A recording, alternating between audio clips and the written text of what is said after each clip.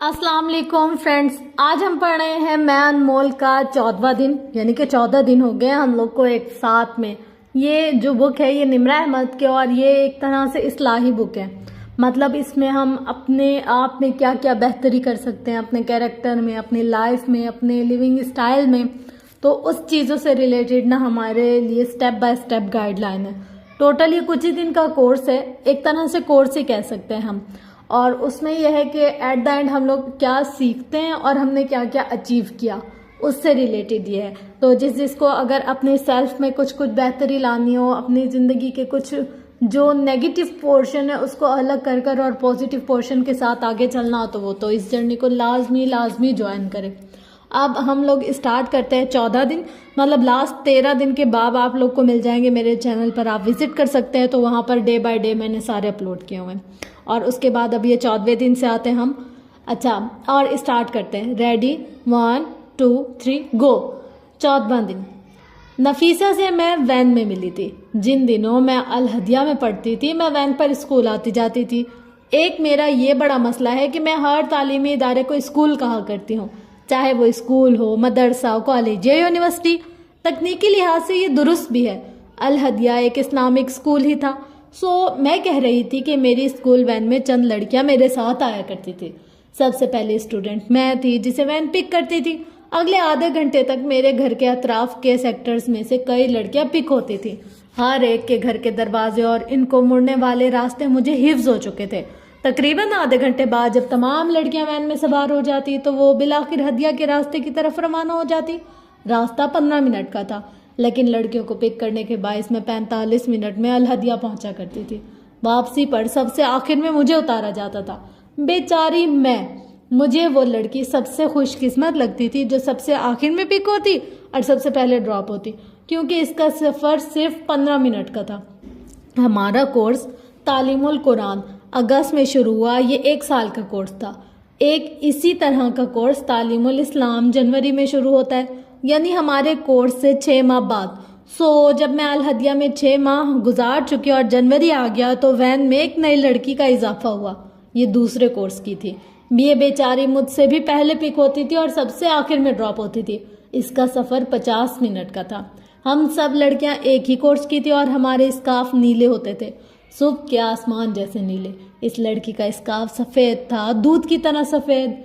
इसका नाम नफीसा था। ये वही नफीसा है जिसके साथ मेरी लॉन्ग ड्राइव का किस्सा आप पहले बाब में पढ़ चुके हैं, लेकिन ये इससे 6-7 साल पहले का किस्सा है। मेरी वैन की तमाम लड़कियां मेरी क्लास फेलोज थी। मेरे इनके साथ अच्छे 6 माह गुजरे थे, लेकिन जिस दिन से नफीसा वैन में आना शुरू हुई मेरी इससे अच्छी सलाम दुआ होने लगी। वो शरिया एंड लॉ में LLM कर चुकी थी, यानी शरिया लॉयर थी। इन दिनों उस्ताजा दवाए शाफी पढ़ा रहे थे और तमाम कोर्सेज दवाए शाफी की क्लास अटेंड करते थे। ये वही किताब है जो डमल में हुनैन पढ़ा करती थी। इस वक्त मैं मुसफ़ लिख रही थी, लेकिन मैंने सोच रखा था कि कभी कोई किताब दवाए शाफी के बारे में भी लिखूंगी। एक दिन दवाए शाफी की क्लास में शेख इब्नुल क़य्यूम की तहरीर की गहराई में जाते हुए मैंने गौर किया कि मैं जो इतने बरस से एक उलझन, एक मसले का शिकार थी, मेरा वो मसला हल हो गया है। एक फ़िक्रा, यानी बाज़ औक़ात कोई बरसों पुराना ज़ख्म तंदुरुस्त कर देता है। इस दिन मैं छुट्टी के बाद वैन में आई तो हमेशा की तरह नफीसा पहले से वैन में बैठी थी। बाकी लड़कियां देर से आती थी। मैं अंदर आई और नफीसा को आज के वाक़ये के बारे में बताने का सोचा, लेकिन मुझसे पहले वो ही बोल उठी। पता है निम्रा, मैं बड़े अरसे से एक सवाल का जवाब ढूंढ रही थी। आज की क्लास में मुझे इसका जवाब मिल गया। ओह, ये मेरे साथ भी हुआ। मैंने इससे नहीं पूछा कि इसका मसला क्या था, और ना मैं इसे अपना मसला बता रही थी, क्योंकि ये पर्सनल था। अल हदिया छोड़ने के बाद भी हम अपनी अपनी ज़िंदगियों में मसरूफ़ हो गए, लेकिन नफीसा और मैं 6 माह बाद मिल लिया करते थे। हमारी दोस्ती नॉर्मल दोस्ती थी। अलबत्ता हमारे इस दवाए शाफी की गुफ्तगू के कोई 6-7 बरस बाद जब हम दोनों इस दिन लॉन्ग ड्राइव पर निकले, हिज़ा के बुध के रोज़, तो ड्राइव करते हुए इसने और मैंने अपने 7 साल पुराने गुफ्तगू मुकम्मल की। मुझे नहीं अंदाज़ा था कि वैन में इस रोज़ बैठी नफीसा किस तकलीफ़ में थी, और ना इसको मेरी तकलीफ़ का अंदाज़ा था। कितनी अजीब सी बात है ना, क्या आप किसी के साथ हर रोज़ 45 मिनट आने और 45 मिनट जाने का सफ़र करते हैं, लेकिन फिर भी आप नहीं जानते कि इसके अंदर क्या चल रहा है। खैर, वक्त गुजरने के साथ साथ अल्लाह ने हमारे मसले हल करवा दिए। अलबत्ता नफीसा मेरी बहुत ख़ास दोस्तों में हमेशा से थी। वो अपने ज़माने में मुकर्रर रही थी और तकरीरी मुकाबले जीतती थी। वो बहुत हाजिर जवाब दी और सामने वाले की पूरी तकरीर सुनकर एक मुख्तसर फिक्रे में ऐसी दलील देती कि जवाब नहीं। अलहदिया से निकलने के बाद नफीसा की शादी हो गई। अपनी पहली बेटी का नाम इसने अंजील रखा था। तब मैं नमल प्लान कर रही थी। मैंने सोच लिया कि शादी की फुप्पो यानी मेरी हीरोइन का नाम इंजील होगा। मुझे ये नाम बहुत पसंद था। नफीसा को भी बता दिया। नमल के पहले ड्राफ्ट में जमर का नाम इंजील था, लेकिन मेरी एडिटर ने एतराफ़ किया कि मजहबी तनाज़ा बन जाएगा। हालांकि उलमा से पूछा भी था। इस नाम को रखने में कोई मसला नहीं था, लेकिन तनाज़े से बचने के लिए मैंने नाम बदलकर जमर रख दिया। नफीसा को इस बात का बड़ा अफसोस था। खैर, इस लॉन्ग ड्राइव पर मैंने इससे पूछा कि आजकल क्या कर रही हो। मैंने कहा नया नॉवेल हालिम लिखने जा रही हूँ। नफीसा ने पूछा कि हालिम का मतलब क्या होता है। मैंने कहा ख्वाब देखने वाला, विजनरी। इस वक्त इसकी 2 बेटियां थी। इसने कहा कि अल्लाह ने मुझे बेटा दिया तो इसका नाम हालिम रखूंगी। हमारी इस लॉन्ग ड्राइव के चंद माह बाद जब अल्लाह ने इसे वाकई बेटा अता किया माशाअल्लाह, तो नफीसा ने इसका नाम हालिम रखा। नफीसा मेरी वो वाहिद दोस्त है जिसके लिए आज तक मैंने किचन में खड़े होकर खुद कुकिंग की है। इसके अलावा शायद सिर्फ हाजरा के लिए कुछ हल्का फुल्का बनाओ, लेकिन नफीसा जब मेरे घर आती है मैं इसके लिए लंबा चौड़ा खाना बनाया करती थी। इसका मेरी ज़िंदगी पर एक बहुत बड़ा असर है।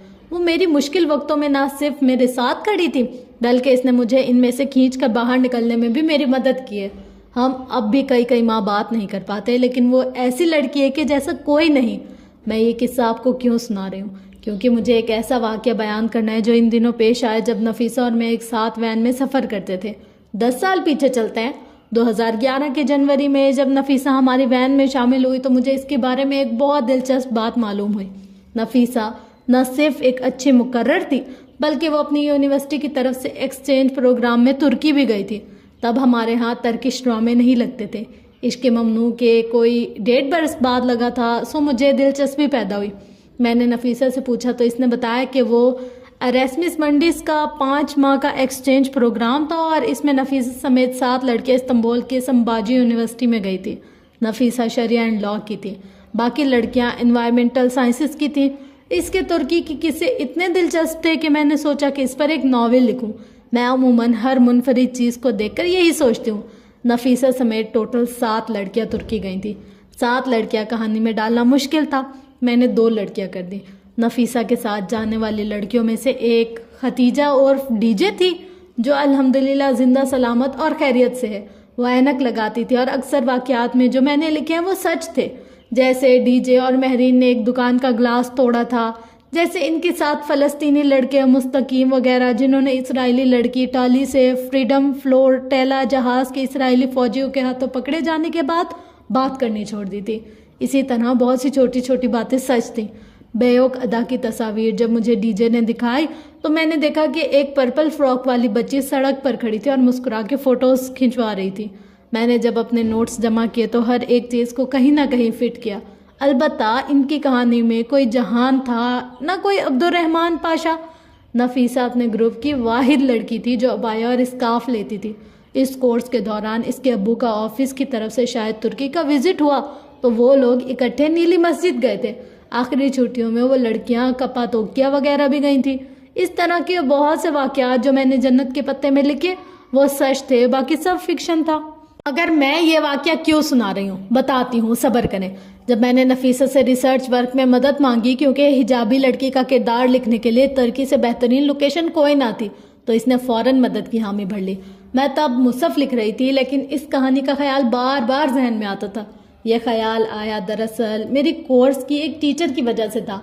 जब हम आयात हिजाब पढ़ रहे थे तो एक दिन कुरतुलैन नामी एक बहुत ही खूबसूरत और दराज कद हिजाबी लड़की को हमारी कोर्स इंचार्ज ने लेक्चर देने के लिए बुलाया।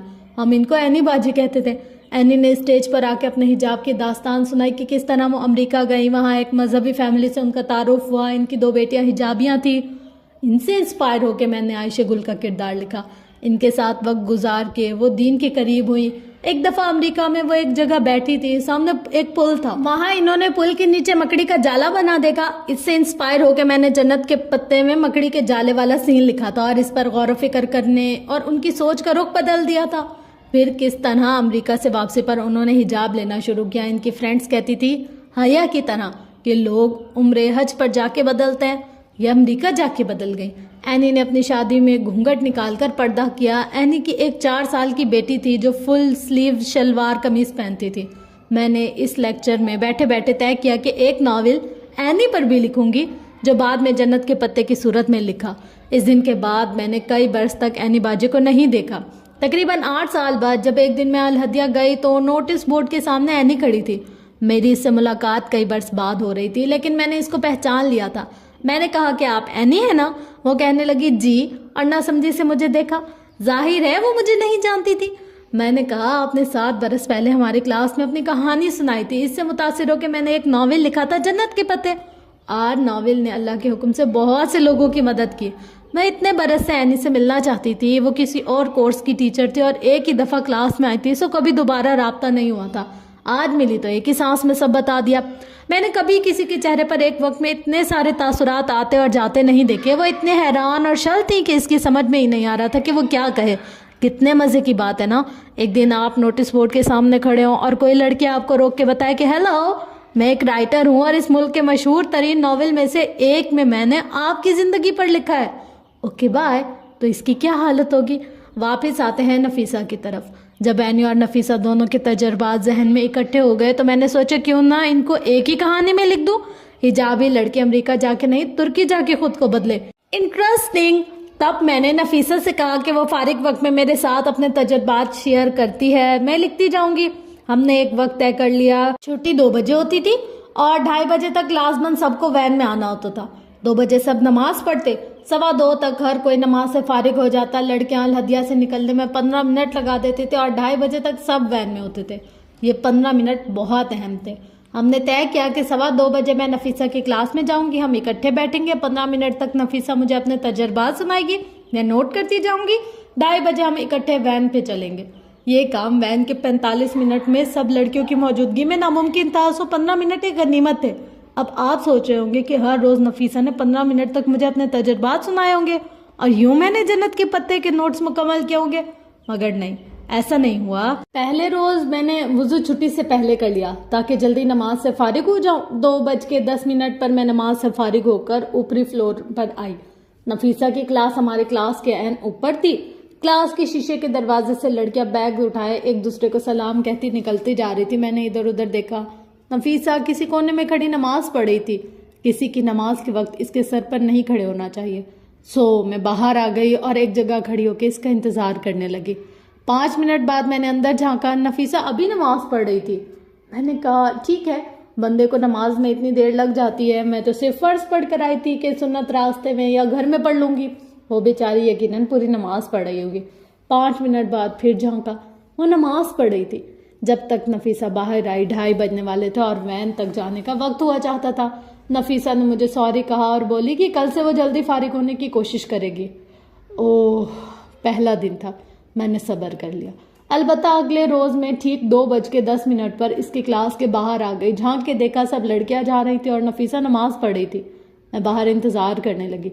10 मिनट, 15 मिनट, 20 मिनट, वो एंड 2:30 बजे बाहर निकली। आज के 15 मिनट भी ख़त्म हो गए। मुझे बड़ा गुस्सा आया, मगर बज़ाहिर नरमी से कहा कि तुम रास्ते में सुन्नत और नवाफिल पढ़ लिया करो ताकि मुझे तुम्हारे साथ काम का वक्त मिल जाए। सुन्नत और नफिल तो मैं घर जाके पढ़ती हूँ, मैं तो सिर्फ फ़र्ज पढ़ कर आई हूँ। इसने बताया तो मुझे हैरत हुई। फ़र्ज में इतनी देर कौन लगाता है? मेरे मशकूक जहन ने सोचा कि कोई और बात तो नहीं। तब मेरी इससे नई नई दोस्ती हुई थी, क्या मालूम वो शेयर ना करना चाहती हो, कहीं इसके पीछे तो नहीं पड़ गई मैं। खैर, अगले रोज़ दोबारा ऐसे ही हुआ। मैं डायरी और पेन हाथ में लिए क्लास के बाहर इसका इंतज़ार करती, मगर नफीसा 2:30 बजे से पहले बाहर ही ना आती। सो मेरा काम शुरू ही ना हो सका। आखिरकार मेरे सब्र का पैमाना लबरेज हो गया। एक दिन मैंने सोचा मैं इसके सर पर जाकर बैठ जाती हूँ, मैं भी देखूँ कि वो इतनी देर किस काम में लगा रही है। 4 फ़र्ज पढ़ने में कौन 25 मिनट लगाता है? इमाम काबा के 4 फ़र्ज भी इससे जल्द ख़त्म होते हैं। यकीनन कोई और बात है। मेरे पास यही 15 मिनट होते थे। अगर नफीसा 2 से 2:15 तक अपनी नमाज ख़त्म कर लेती तो 2:15 से 2:30 तक हम काम कर सकते थे। बाकी सारा दिन हमें वक्त ही नहीं मिलता था और ये फोन पर करने वाला काम ना था। मैं वक्त को और अपने काम को बहुत सीरियसली लेती हूँ। मेरे लिए ये बहुत कीमती वक्त था। नफीसा मेरा बहुत कीमती सोर्स थी, मैं इसको गंवाना नहीं चाहती थी। यकीनन नफीसा अपनी नमाज देर से शुरू करती थी, अपनी सुस्ती की वजह से वो मेरा भी नुकसान कर रही थी। मैंने सोच लिया कि आज मैं अंदर जाके इसका जायजा लूंगी। इस दिन मैं क्लास खत्म होने से पहले अपनी क्लास से निकल आई। अल हदिया में आने जाने की रोक टोक नहीं होती थी, कुरान पढ़ने वालों को जबरदस्ती नहीं बिठाते। मैंने स्टाफ रूम में नमाज पढ़ी और ऐन 2 बजे नफीसा की क्लास में जाकर कोने में बैठ गई। दूर बैठी थी वो, इसने मुझे नहीं देखा। मैं देखना चाहती थी कि इसकी इतनी देर की वजह क्या है। क्या वो नमाज देर से शुरू करती है, गप्पियों पर लग जाती है और वजू करने देर से जाती है? वो क्यों इतनी देर लगाती है?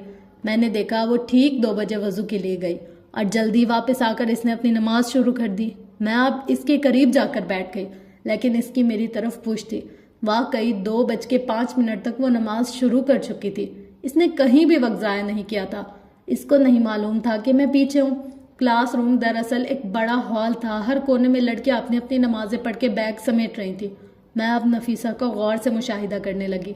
अगले 25 मिनट तक मैंने जो देखा, इसने मेरी जिंदगी और मेरे काम करने का सारा तरीकाकार बदल दिया। जैसे कोई एक वाकया आपके जहन को बिल्कुल उल्टा के रख देता है। आप बिल्कुल शॉक्ड और शल रह जाते हैं। ये यूं कहना चाहिए कि आप महसूर हो जाते हैं। नफीसा वाकई ही नमाज पढ़ती थी और सिर्फ 4 फर्ज रखते, मगर मैंने किसी को आज तक ऐसी नमाज पढ़ते नहीं देखा था। मैंने किसी को आज तक ऐसी खूबसूरत नमाज पढ़ते नहीं देखा था। मैं नहीं सुन सकती थी कि वो अपनी नमाज में क्या क्या पढ़ रही है, लेकिन जो मैंने देखा वो बहुत अनमोल था।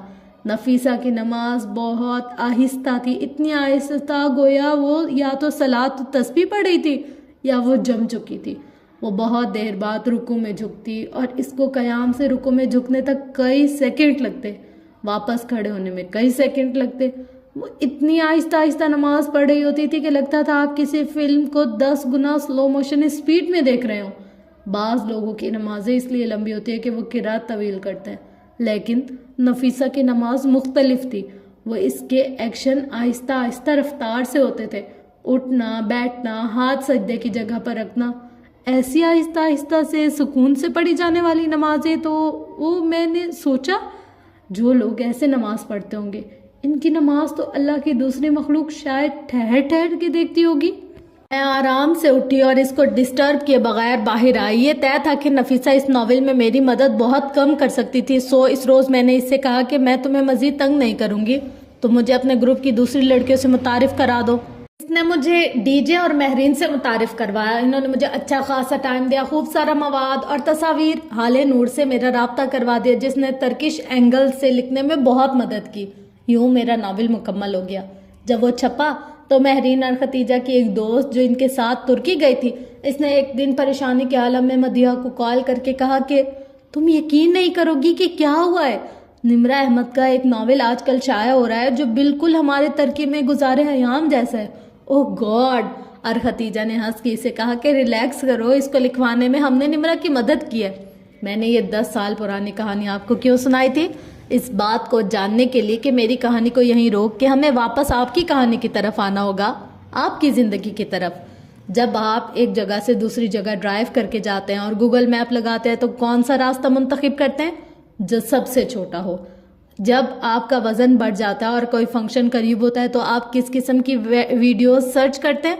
जल्द से जल्द वज़न कम करने का तरीका। जब आपके चेहरे पर दानों का मसला हो तो आप कैसी क्रीम्स ढूंढते हैं जो जल्द से जल्द दाने गायब कर दे? आप नॉर्मल वॉशिंग मशीन होते हुए भी किस चीज़ की ख्वाहिश दिल में दबाए हुए हैं? फुली ऑटोमेटिक वॉशिंग मशीन की, जो जल्द से जल्द कपड़े धोए। आप गोश्त या चने घंटा भर गलाने के बजाय 5 मिनट के लिए प्रेशर कुकर में क्यों डाल देते हैं? क्योंकि वक्त बचता है। ब्रॉयलर मुर्गी की निस्बत देसी मुर्गी पकाना क्यों मुश्किल लगता है? क्योंकि वो जल्द नहीं गलती। ट्रैफिक पर सिग्नल तोड़ने का दिल क्यों चाहता है? क्योंकि कहीं पहुंचने की जल्दी होती है।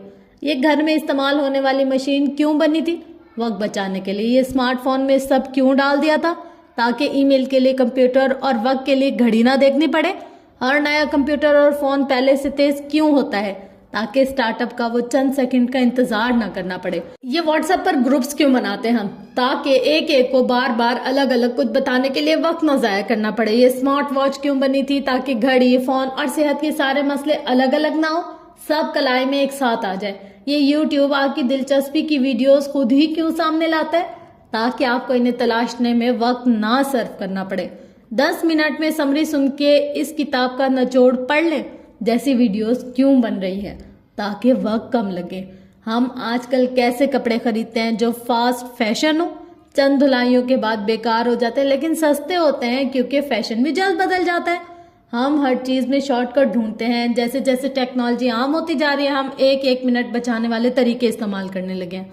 हम चूल्हे पर गर्म करने के बजाय माइक्रोवेव कर लेते हैं। केतली में चाय बनाने और केतली धोने में वक्त सर्व करने के बजाय इलेक्ट्रिक केटल इस्तेमाल करते हैं। पढ़ाई का जहां तक ताल्लुक है तो हम नोट्स ढूंढते हैं, अहम सवालात मार्क कर लेते हैं। हर चीज की समरी चाहिए होती है हमें। कोई बहुत तवील पोस्ट या आर्टिकल पढ़ा जाए और वक्त ना हो तो हम सरसरी नजर दौड़ा के अहम निकात पढ़ लेते हैं। पेपर्स में हेडिंग इसलिए डालते हैं ताकि जल्दी में चेकिंग करने वाले उस्ताद सिर्फ हेडिंग देखकर ही समझ जाए। मीटिंग्स की ब्रीफिंग तैयार होती है, बात को मुख्तसर से मुख्तसर करके बताया जाता है। आज सुबह से किए जाने वाले अपने काम देखें। आपको अगर लाइट का स्विच भी ऊपर नीचे करना है तो कमरे में बैठा वो शख्स करेगा जो सबसे करीब होगा। अगर आपको बादल नख्वास्ता बेड से उतर के लाइट स्विच नीचे करना पड़े तो आप कौन सा रास्ता इख्तियार करेंगे जो छोटा हो, चाहे फर्क चंद सेकंड और चंद कदमों का ही हो। रेस्टोरेंट में खाना ऑर्डर करके 25 मिनट इंतजार करना मुश्किल होता है। कतार में लग के किसी चीज का इंतजार इससे भी मुश्किल होता है।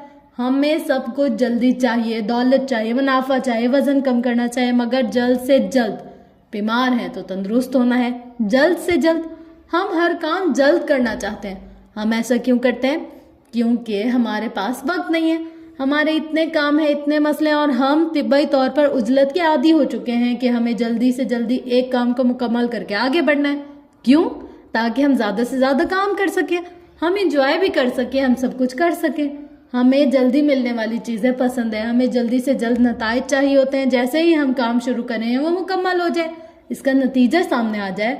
ऐसे ही हम ताल्लुकात में चाहते हैं। हमें कोई अच्छा लगता है तो एकदम से इसको दोस्त बना लेते हैं, इसको चंद ही दिन में सारे राज खोल के बयान कर देते हैं। कोई दिल को पसंद आ जाए तो अभी ताल्लुक को चंद हफ्ते भी नहीं गुजरे कि इसके साथ सारी जिंदगी प्लान कर लेते हैं और फिर बेचैन रहते हैं कि कब हर चीज वर्कआउट होगी। जल्दी ताल्लुक बनाते हैं, जल्दी तोड़ते हैं। डिग्री खत्म हुई तो फौरन शादी करनी है, देर नहीं करनी। ओह, देर क्यों हो रही है? शादी हो जाए तो 9 महीने बाद बच्चा गोद में होना चाहिए, वरना हर तरह के वहमे जहन में आने लगते हैं। दिल को रोग लग जाए तो वो फौरन ठीक होना चाहिए। ओसी है, डिप्रेशन है, इससे निकलना चाह रहे हैं, लेकिन डॉक्टर्स को भी दिखा लिया, थेरेपी भी करवा ली, मगर क्यों निकल नहीं पा रही इससे? थेरेपी से पहले ही सेशन पे आराम क्यों नहीं आ गया? और बहुत सी चीजें हम जल्दी जल्दी हासिल कर भी लेते हैं। हम माइक्रोवेव करके वक्त बचा लेते हैं। रेस्टोरेंट में वेटर पर गुस्सा करके 25 के बजाय 15 मिनट में अपना ऑर्डर सर्व भी करवा लेते हैं। लेकिन फिर हम क्या करते हैं? वो चंद सेकंड, चंद मिनट या चंद घंटे बचाकर हम क्या करते हैं?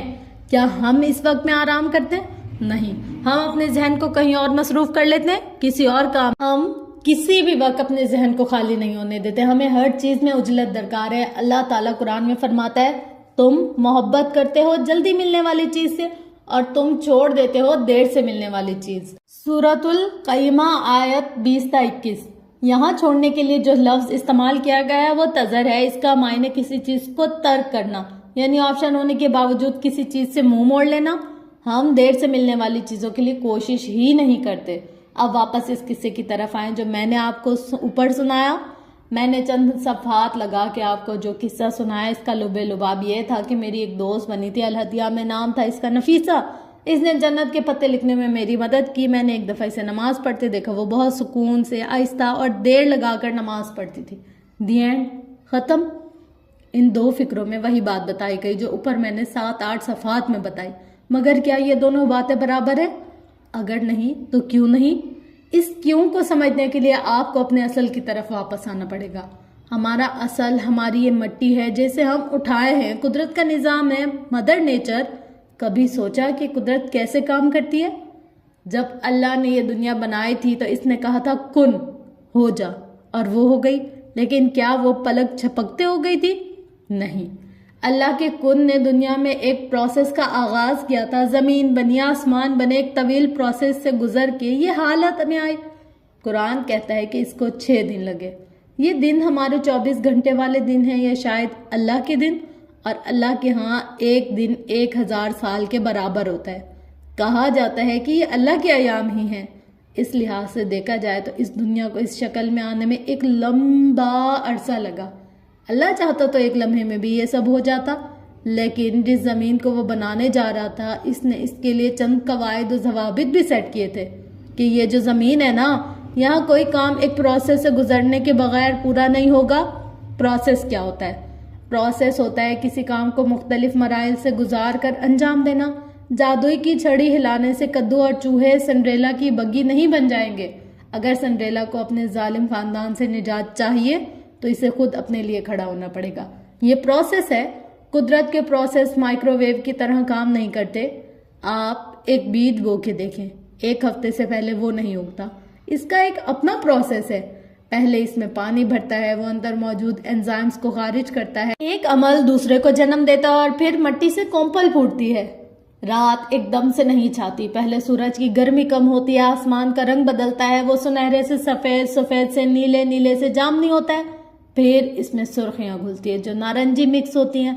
फिर वो शदीद जामनी होने लगता है, बिलाखिर वो सियाह नजर आता है। बच्चा एक ही दिन में माँ के पेट से नहीं निकलता, इसको 9 माह लगते हैं एक छोटे से कतरे से 1 फीट का वजूद बनने में। जब वो कतरा था, इसी वक्त इसमें रूह नहीं फूंक दी जाती, इसमें रूह 40वें दिन फूंकी जाती है। पहले दिन क्यों नहीं फूंकी गई? क्योंकि ये इसके प्रोसेस के खिलाफ था। जब तक इसका जिस्म रूह को लेने के काबिल नहीं होगा, इसको रूह अता नहीं की जाएगी। बच्चा 1 साल में अपने पूरे कद को नहीं पहुंच जाता। 18 बरस तक इसका कद तमाम होता है, कभी इससे भी ज्यादा वक्त लगता है। 40 बरस तक इसकी अकल मैच्योर होती है। अल्लाह ताला इसकी अकल को टीन एज में मैच्योर नहीं करता। अल्लाह इसको मुख्तलिफ प्रोसेस से गुजार के मुख्तलिफ तकलीफें और दुख देकर इसको जिंदगी की हकीकत समझाता है। वो कई तजर्बात करके सही और गलत का फ़र्क सीखता है। तालीम 1 माह में नहीं हासिल की जा सकती, डॉक्टर 1 साल में नहीं बना जा सकता, मुसलसल कई बरस तक पढ़ना पड़ता है। शादी होने के साथ एक ही दिन में मियाँ बीवी एक दूसरे को नहीं समझ लेते। स्टडीज कहती हैं कि औरत को नए घर में एडजस्ट होने में कम से कम 5 साल लगते हैं, इसलिए बहुत सी तलाकें इसी वक्त में होती हैं जब शादी को 5-6 साल गुजरे होते हैं। आप ब्रोकन फैमिलीज के बच्चों से कभी सुने तो वो बताएंगे, हमारे माँ बाप की तलाक तब हुई जब मेरी उम्र 4 या 5 साल थी। वजन एक दिन में नहीं बढ़ता, इसे बढ़ने में एक लंबा प्रोसेस लगता है, इसको घटाने में एक लंबा प्रोसेस लगता है। किताब एक दिन में नहीं लिखी जाती, 1 माह में नहीं लिखी जाती। सबसे अच्छा तख्लीकी काम वो होता है जिसको वक्त लगा के आराम आराम से लिखा जाए। बेहतरीन खाना वो होता है जो धीमी आंच पर पके। प्रेशर कुकर पर गले गोश्त और धीमी आंच पर गले गोश्त में फ़र्क वाज़ेह होता है। दम पर पकाए खानों की और बात होती है। खाना तेज तेज खाने और आहिस्ता आहिस्ता चबा के खाने में फ़र्क होता है। दांतों का काम आंतों से नहीं लिया जा सकता। जब आप दांतों से 2 दफ़ा चबा के लुकमा निगल लेंगे और आंत को इस लुकमे को तोड़ना पड़ जाएगा तो पेट के मसाइल शुरू हो जाएंगे, क्योंकि आपने प्रोसेस की खिलाफ वर्जी की है। मैं एक नावल लिखने में चंद साल लगाती हूँ। मैं 1 माह में एक कहानी नहीं बना के लिख सकती, क्योंकि अगर वो कहानी किसी के दिल पर असर करनी चाहिए तो इसको बनने में वक्त लगता है। पहले किरदार जन्म लेते हैं, इनके अपने मूड्स और आदत बनती हैं, फिर इनकी कहानियाँ जन्म लेती हैं, फिर इनकी ज़िंदगियाँ मुख्तलिफ मराहिल से गुजरती हैं, क्योंकि हर नए दिन में मुख्तलिफ मराहिल से गुजरनी होती है। किरदार कहानी गुजारने के साथ साथ मैच्योर होते हैं, क्योंकि हर हफ्ते में पहले से ज़्यादा मैच्योर होती है।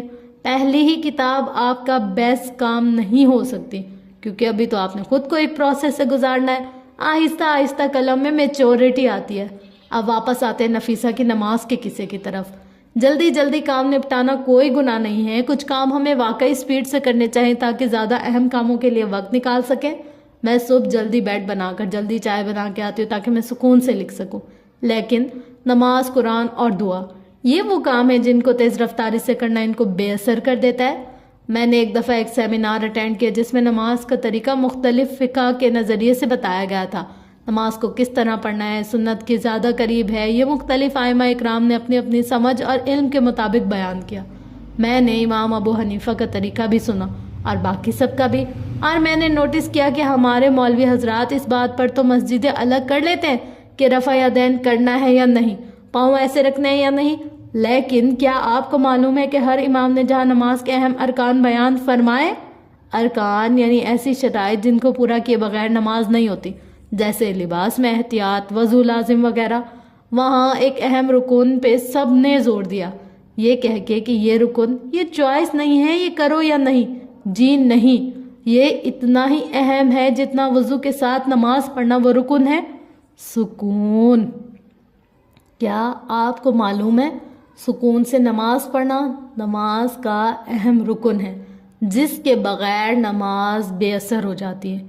जैसे रुकू करना या सजदा करना नमाज के लिए अहम है, इसी तरह सुकून भी अहम है। आप नमाज में लंबे अस्कार या लंबी किरात ना पढ़ें, लेकिन इसको सुकून से पढ़ना सीखें। रसूल अल्लाह सल्लल्लाहु अलैहि वसल्लम नमाज कैसे पढ़ते थे? आप सल्लल्लाहु अलैहि वसल्लम कुरान की हर आयत के बाद सांस लेते थे। हम क्या करते हैं, हम सबको सूरत फातिहा ऐसी अच्छी ज़बानी याद है कि नींद में भी पढ़ सकते हैं, लेकिन हम सुबहानक अल्लाहुम्मा से कुफवन अहद तक एक ही सांस में पढ़ के रुकू में झुक जाते हैं। ये इतना ही गलत है जितना बग़ैर वज़ू के नमाज पढ़ना। आपको नमाज में हर आयत के बाद सांस लेना है और फिर अगली आयत पढ़नी है। इससे क्या होगा, 3 मिनट की नमाज 10 मिनट की हो जाएगी, है ना? तो जनाब, ये 7 मिनट बचा के आपने क्या करना था? इन 7 मिनटों में आपका ना तो नया बंगला तामीर होना था, ना आपने पढ़ाई में या प्रोजेक्ट में कोई बहुत बड़ा तीर मार लेना था। अब सवाल ये है कि नमाज में सुकून कैसे लाया जाए। मुझे ये मसला दरपेश आया और अपनी नमाज पर बहुत शर्मिंदगी हुई कि मैंने सोचा क्या करूं। एकदम से तो बंदा अपनी नमाज आहिस्ता नहीं कर सकता, क्योंकि एकदम से किए जाने वाले काम कभी देर पा नहीं होते। पिछले अब्वाब में हमने क्या सीखा कि बड़े से बड़ा पहाड़ उबूर हो सकता है अगर हर काम को हर रोज़ की रूटीन बना के थोड़ा थोड़ा किया जाए। आदत आपका वो हथियार है जो आपको कामयाब करवा सकती है। आप यूँ करें कि आज से जो नमाज भी पढ़ें, जैसे कि अगर जोहर की 4 रकात फ़र्ज़ पढ़ें तो ये तय कर लें कि आखिरी रकात सुकून से अदा करेंगे। आखिरी रकात में खड़े होते ही आप अपनी रफ्तार बिल्कुल धीमी कर लें। हर आयत के बाद सांस ले, आहिस्ता आहिस्ता रुकू में झुके, आहिस्ता से खड़े हों, आहिस्ता से सजदे में झुके। वाज़े महसूस होना चाहिए कि नाक पहले रखी है या माथा पहले। महसूस करें कि इसी ज़मीन पर माथा रख रहे हैं या जहां पैर रखते हैं। महसूस करें कि अल्लाह के सामने अपने माथे को पैर के बराबर ला रहे हैं। बाकी रखते अपनी नॉर्मल रफ्तार में पढ़ें। सिर्फ आखिरी रकत आहिस्ता पढ़कर सलाम फेर लें। ये काम आप सिर्फ 1 हफ्ता करें। जुम्मे से शुरू करें, जुम्मे से आपको याद रहेगा। अगले जुम्मे आप ये तय करें कि आज से आप आखिरी 2 रकत को आहिस्ता पढ़ेंगे। यूं हर जुम्मे 1 रकत की तादाद का इजाफा करें। 4 जुम्मे गुजरेंगे तो आपकी आज से बेहतर नमाज होगी। अब आप सोच रहे होंगे कि हाय 4 जुम्मे तो बहुत दूर हैं, मैं अभी से ही जोश में आके अपनी पूरी नमाज आहिस्ता पढ़ूंगी। कोशिश करके देख लें, लेकिन फ़ायदा नहीं होगा। बरसों की आदत को ख़त्म करने में 4 जुम्मे भी कम हैं। असूलन ये तरीका आपको 4 माह तक करना है। हर माह 1 रकत बढ़ाएं और जो चीज़ आहिस्ता आहिस्ता ज़िंदगी में दाखिल करेंगे वो आहिस्ता आहिस्ता ही निकलेगी। एकदम से आपको फिर छोड़ेंगे भी नहीं। कुरान की तरफ आए तो इसको भी स्पीड पढ़ने की जल्दी होती है, क्योंकि सिपारा खत्म करना होता है। सबसे ज्यादा जल्दी इन हुफ्जा इकराम को होती है, जिनको जल्द से जल्द ज्यादा से ज्यादा याद करने का शौक होता है। 1 साल में कुरान हिफ्ज करना, बस ये डेडलाइन है। अच्छा, अगर 2 साल के बजाय 1 साल में हिफ्ज कर भी लें तो इस 1 साल को बचा के आपने क्या करना है? कौन सा बड़ा कारनामा आप कर लेंगे इस वक्त जो 1 साल पहले आप कुरान के लिए निकाल कर करते थे? बस हम जल्दी से अपने काम से फारिग हो जाएं। हमें इसी बात का जुनून होता है। कुरान के बारे में अल्लाह ने खुद कुरान में फरमाया कि इसको तेजी से ना पढ़ो, इसको जमा करवाना और इसको याद करवाना हमारे जिम्मे है। मेरे तजर्बे से याद रखे, कुरान को आप जितना आहिस्ता याद करेंगे ये इतना आहिस्ता आपको भूलेगा। रही दुआ, तो इसको भी हम चंद फिक्रों में ख़त्म करते हैं और जाए नमाज तय करके उठने की जल्दी होती है, क्योंकि हमारे डिजिटल आलात यानी हमारा सेल फोन हमारा इंतज़ार कर रहा होता है। दुआ के लिए वक्त निकालते नहीं है, लेकिन चाहते हैं कि वो पलक झपकने में पूरी हो। दुआ के बारे में भी हमारे गलत नज़रियात हैं। अल्लाह से मांगो तो अल्लाह हर चीज़ देता है। अल्लाह की कसम, अल्लाह हर चीज़ देता है अगर आप मांगे, लेकिन जल्दबाजी ना करें। जल्दबाजी ये है कि आप कहें मैंने बहुत दुआ की लेकिन ये चीज़ नहीं मिली। दुआ भी एक प्रोसेस से गुजर के पूरी होती है। आपकी दुआ के बाद अल्लाह ताला इसको कबूल करके जब कुन कहता है तो वो कुन चंद आमाल की सीरीज को जन्म देता है। आपने वो वीडियो देखी है जिसमें बहुत से कार्ड्स कतार में खड़े होते हैं, पहला कार्ड गिराते हैं तो दूसरा गिरता है, यूं एक कतार में बारी बारी सारे कार्ड्स गिर जाते हैं। इसको कहते हैं सीरीज ऑफ एक्शंस, यानी आमाल का एक सिलसिला। आपकी दुआ पर अल्लाह का कहा जाने वाला कुन एक अमल को हरकत में लाता है। इस एक अमल का आपको इल्म भी नहीं होता, इसलिए आपने दुआ करते रहना है। हर रोज दुआ किया करें दवा की तरह। दवा एक मुकर्रर वक्त पर रोज खाई जाए तो अफाका होता है, एक ही दिन से कुछ नहीं होता। आप दुआ करना ना छोड़ें और रोज दुआ करें तो आपकी हर दुआ एक नए अमल को जन्म देगी। कार्ड्स को जहन में रख लें, कार्ड्स रुकावटें हैं, एक एक करके रुकावट गिरती जाएगी। अगर दरमियान में आपने दुआ छोड़ी कि भाई मेरी तो दुआ नहीं कबूल हो रही, तो अगले कार्ड्स कैसे गिरेंगे? दुआ एक प्रोसेस है। ये सोच के इसे मांगना है कि कहीं दुनिया में किसी अनदेखे तरीके से अल्लाह का कुन आपके रास्ते की रुकावटों को गिरा रहा है। एक दिन आपकी दुआ कबूल हो जाएगी, एक दिन सारे कार्ड्स गिर जाएंगे और आपको वो मिल जाएगा जो आपको चाहिए, लेकिन प्रोसेस के साथ। प्रोसेस के बगैर नहीं, वक्त लगाए बगैर नहीं, मेहनत और सब्र से इंतजार के बगैर नहीं। हम अपनी जिंदगी में बहुत तेज तेज जा रहे हैं, हमें मेहनत का सिला जल्दी से जल्दी चाहिए, हमसे इंतजार नहीं होता, लेकिन इंतजार जरूरी है। हमें जल्दी पैसा चाहिए, लेकिन पैसा एक प्रोसेस से गुजरे बगैर नहीं कमाया जा सकता।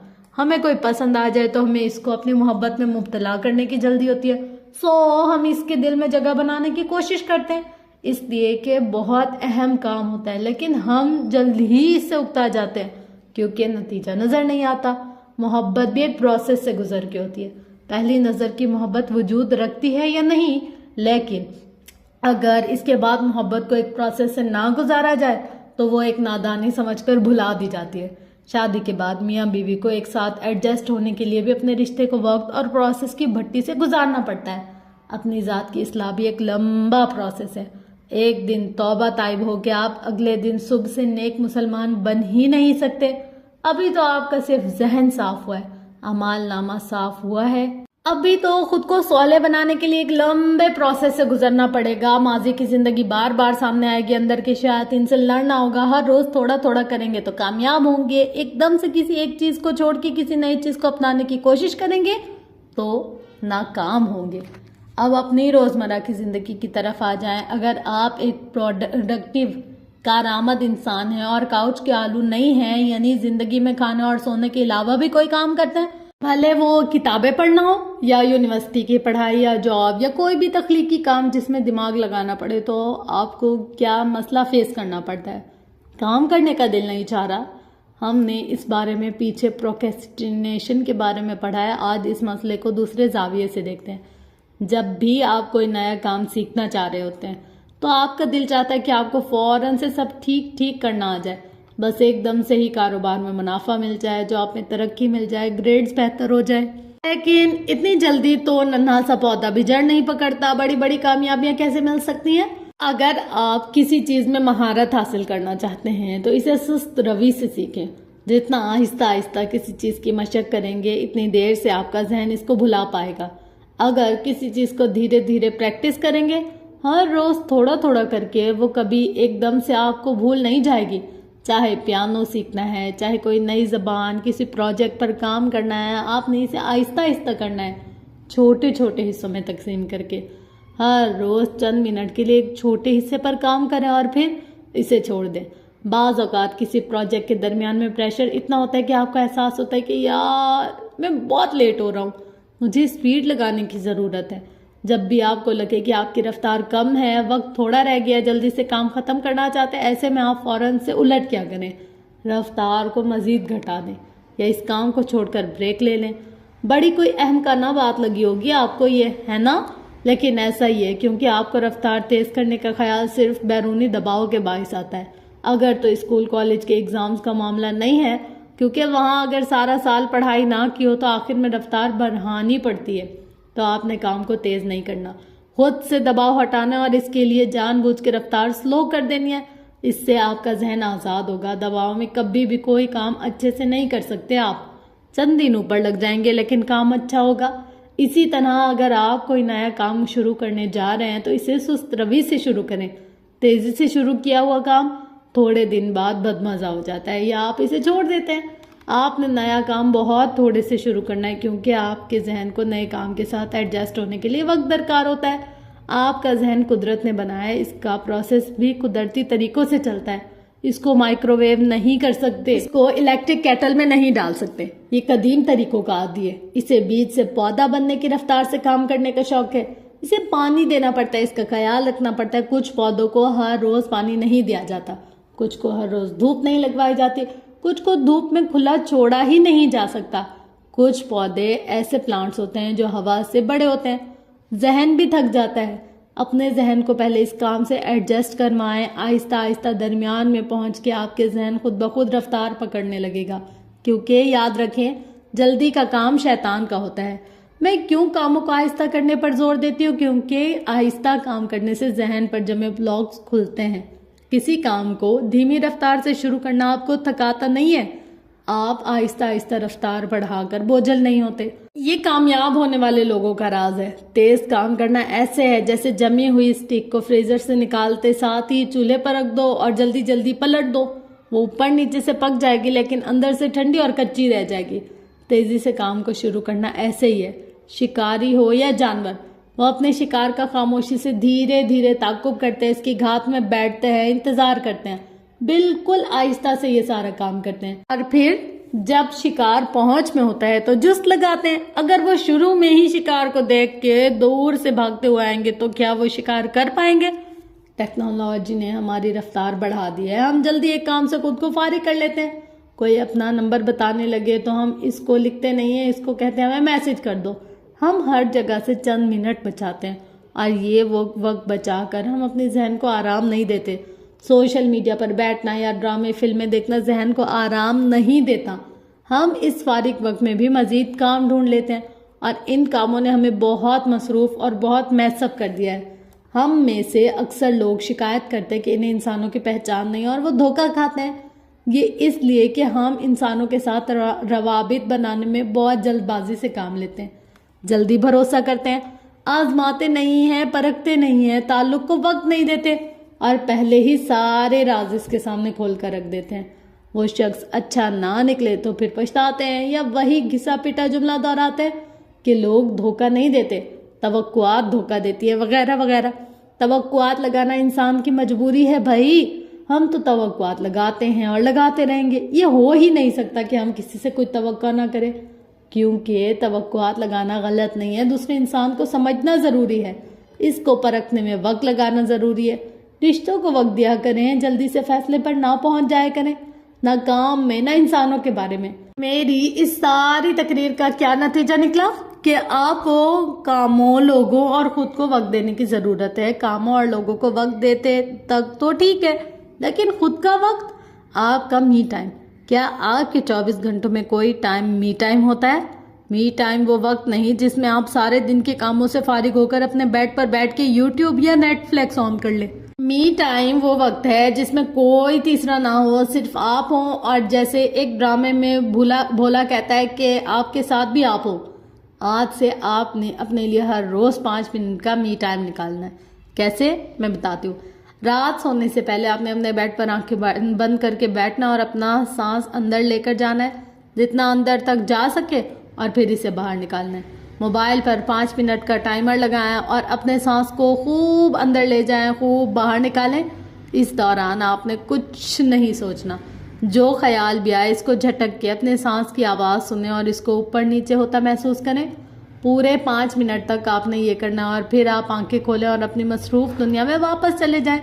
याद रखें, आप अपने आप से कैसे जुड़ते हैं? बड़ी बड़ी कामयाबियों से नहीं, छोटी छोटी चीज़ों से। अगर आप सुबह जल्दी उठ रहे हैं तो कल सुबह आपने फजर के बाद अंधेरे से रोशनी का सफ़र देखना है। एक कुर्सी पर बैठ जाएं अपने लॉन, सहन या बागीचे में, और अगर घर में लॉन नहीं है तो किसी खिड़की से बाहर देखते रहें। मोबाइल फ़ोन बंद करके आपने सिर्फ कल का एक दिन तुलुए आफ्ताब का मंजर देखना है। आज रात से अलार्म लगा के सोएं और ये मंजर देखते हुए आपने वो सब सुनना है जो आपके कानों में पड़े, वो सब देखना है गर्दन घुमा घुमा के जो आंखों को दिखाई दे, वो सब सूंघना है जो नाक सूंघ सके। ये आपका होमवर्क है। नाश्ता करते वक्त आपने अपना नाश्ता डेकोरेट करना है। अगर आप चाय के साथ सिर्फ एक टोस्ट भी लेते हैं या एक फल भी खाते हैं तो आज चाय को किसी मुख्तलिफ मग में डालें। टोस्ट या फल या अंडे के मुख्तलिफ तरीके से अपनी सब अच्छी प्लेट सजाएं। शाबाश। अम्मा के जहेज के बर्तनों को हवा लगवाएं और हर तरह की मुदाखलत के बगैर तन्हाई में नाश्ता करें। ये सजावट आपने अपने लिए की। आहिस्ता आहिस्ता खाएं, आहिस्ता आहिस्ता पिएं और खाने पीने के बाद कल सुबह आपने खुद अपना मग और प्लेट धोनी है। हो सकता है आपके घर में बर्तन धोने का काम मुलाजिम करते हो सकता है आप खुद सारे घर के बर्तन धोती हो, लेकिन कल जो ये मग और प्लेट आप धोएंगे इसको आपने रोज़ की तरह नहीं धोना। पानी ज़ाया किए बगैर इसको आपने बहुत आहिस्ता से धोना है। स्पंज से इसका एक एक कोना रगड़ कर साफ करना है। बर्तन धोना एक थेरेपी है। मैं बर्तन धोने पर किताब लिख सकती हूँ लेकिन कोई पढ़ेगा नहीं, इसलिए कह रही हूँ कि आपने अपने नाश्ते के बर्तन भी कल खुद धोने हैं और तुलुए आफ्ताब का नज़ारा भी करना है। हर रोज़ नया दिन और नया नज़ारा। हर रोज़ एक नया सूरज निकलता है। हर रोज़ एक नए रंगों से मज़ीद दिल तुलू होता है। आज का सूरज कल नहीं निकलेगा। कल का सूरज एक मुख्तलिफ मौसम, मुख्तलिफ तारीख का सूरज होगा और आप वो नहीं होंगे जो आप आज थे। आप हर पल बदल रहे हैं। सूरज भी हर रोज़ बूढ़ा हो रहा है। ये चंद बरस या चंद सदियाँ मज़ीद चमकेगा और फिर ये ख़त्म हो जाएगा। आप भी चंद दिन या चंद मज़ीद साल इसको देख पाएंगे और फिर अपने रब के पास चले जाएंगे। इस दुनिया में हम थोड़े दिन के लिए हैं, क्यों ना खुद को इस दुनिया में गुम करने के बजाय इसकी छोटी बड़ी चीज़ों को गौर से देखना शुरू करें। क्यों ना इस दुनिया को हमेशा के लिए छोड़ने से पहले हम इसको महसूस करना शुरू करें। क्योंकि मौलाना रूमी कहते हैं, मैंने ये सीखा है इस दुनिया से कि यहाँ हर कोई चखेगा मौत का मज़ा, लेकिन बहुत कम होंगे जो चख पाएंगे जिंदगी को। आय हाय, कैसा था आज का चैप्टर? मतलब इंटरेस्टिंग। हमेशा की तरह मेरा एक ही फीडबैक है कि बहुत इंटरेस्टिंग और आज बहुत अच्छा सीखने को मिला। अब आते हैं जी आज की मशक की तरफ। आज के दिन आपको ये चंद एक्सरसाइजेज करनी है और इन्हें करने के बाद बॉक्स में टिक लगाना है। अच्छा, नंबर 1 है, आपने खाना खाते वक्त ना टीवी देखना है ना किसी और से बात करनी है। बिस्मिल्लाह और अल्हम्दुलिल्लाह के दरमियान आपने सिर्फ नवाले चबाने, खाने को गौर से देखना और इसके जायके को ज़बान पर महसूस करने पर तवज्जो देनी है। उफ, ये काम बहुत मुश्किल है। मुझसे तो कम ही हो, क्योंकि मोबाइल हाथ में लिए बगैर तो खाना ही ना हजम हो हमारा। अच्छा, सवाल नंबर 2 है, आपने कल सुबह उठ के फजर के बाद तुलुए आफ्ताब का मंजर देखना है। इस दौरान आपका फ़ोन आपके साथ नहीं होना चाहिए। ये अच्छा है, ये कर लेंगे। सवाल नंबर 3 है, मशक नंबर 3 है, आपने अपने लॉन या बागीचे, क्यारी या घर में या स्ट्रीट में जहाँ भी कहीं पौधे हों के करीब जाके मुख्तलिफ पौधों को सूंघना है। जहरीले पौधे या जड़ी बूटी वगैरह से एहतियात, पता चले कोई जहरीले बूटे ही सूंघ ले। अच्छा, सवाल नंबर 4 है, आपने अपने खाने के बर्तन खुद धोने और इस दौरान नजरें बहते पानी पर होनी चाहिए। उफ, हमारी अम्मी तो डांट के हमारी ऐसी तैसी पानी गिरा रहे हो।